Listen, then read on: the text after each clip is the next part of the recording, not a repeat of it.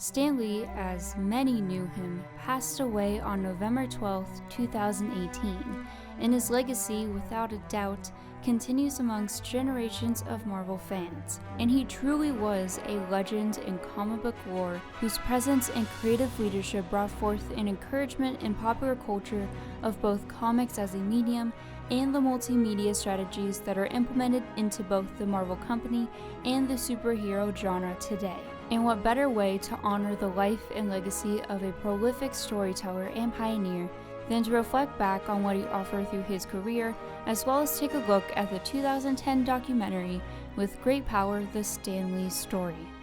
Even with the piece being almost a decade old at the time I'm covering this, I really enjoyed getting to see this time capsule of Marvel's history and of his life. I think it was really fortunate to have this documentary capture that, and especially through Stan's perspective. Overall, being a wonderful representation of him as a creator and as a person, while also having an open-endedness into the greater historical arcs of what is continually happening at Marvel. And it's also accessible for a wider net of viewers to watch, with a few platforms offering the film for no charge at all, and I think that's great. As for the film itself, it definitely has a consistent chronology to telling Stan's story, from his incidental beginnings at Timely Comics as an assistant, into the formation of Marvel Comics and Marvel Entertainment, as well as his current projects and public appearances in the late 2000s. And although feeling disjointed at times, specifically with the sudden outfit and location changes we see of Stan, I just enjoyed getting to see him talk about his own story. And we not only got to see him interviewed, but also interact with others on camera, and got a personal glimpse into his home and his family life. And getting to witness the love he has for his wife and daughter warms my heart the most, and were some of my favorite moments. We also see some familiar faces, from various actors, directors, and those within Marvel's inner workings, a lot of them coming onto the documentary to speak about him. And the documentary does offer a lot of potential for even more of a menagerie that were impacted in a part of his life too. And when they are on camera for brief cameos, they are generally sitting in a medium close-up setup and behind a blue-green screen, with their names being shown on a single vertical line graphic with a bright starry aesthetic and white text. And we see Stan in this similar backdrop as well.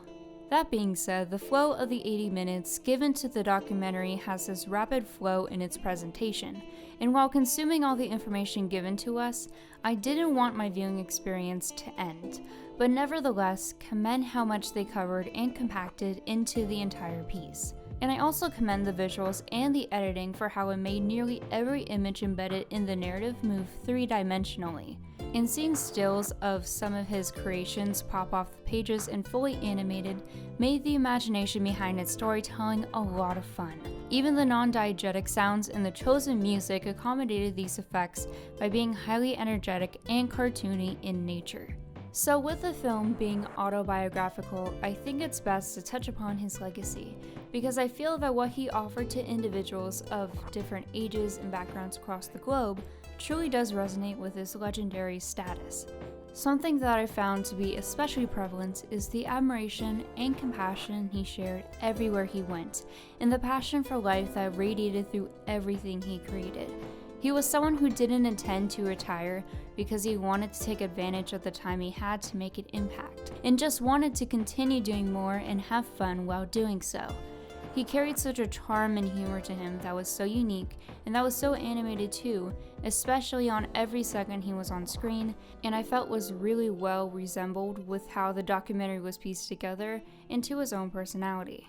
And he also demonstrated so much understanding and kindness to everyone, even in rough moments in the company's history or when he felt like the odd one out in the comic industry.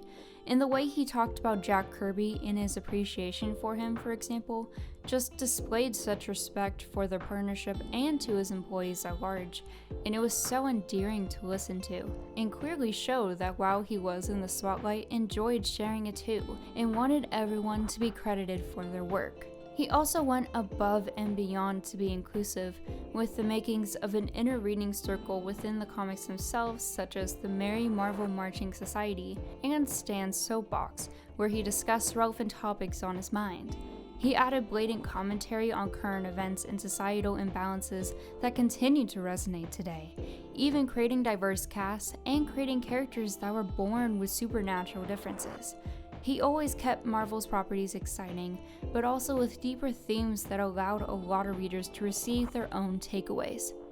In addition, having his characters exist and interact with the real world, allowing them to fuse in a fantastical actuality.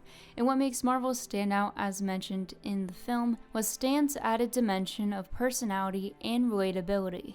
He wanted their characterizations to be more vital than their appearances, and to have that emotional investment guide us through every issue, through every television episode, through every feature film. Peter Parker is the most notable example of this, as it was easy for Stan to carry his own personal experiences into the character, so much so that Stan and Peter are considered to be one and the same. And Spider-Man was as equally as invigorating, with both identities of Peter displaying his personal growth upon carrying guilt of Uncle Ben's passing, and the motive being that with great power comes great responsibility. Thus, the work Stan and Steve Ditko collaborated on for Peter had a gratifying engagement that made us understand the friendly neighborhood hero in the every young man we see, and we can imagine ourselves getting to know him and other Marvel characters as if they were people living in our own world, and I find that to be a really special element that I loved knowing came from Stan. The very first line that's mentioned in the documentary is by Nicolas Cage, who says, "Stan is a giant, and a giant like Walt Disney is a giant." And I honestly couldn't have said it better. I truly do marvel what Stan Lee offered within his life, and I'm fortunate to have seen some of his impact within my own lifetime. Undeniably, he was one of the greatest creative figures who was always innovating and listening, and took advantage of every opportunity he was given. I couldn't recommend the documentary enough for sharing that message. And as Stan once said so sensibly, "You know, I guess one person can make a difference." Enough said.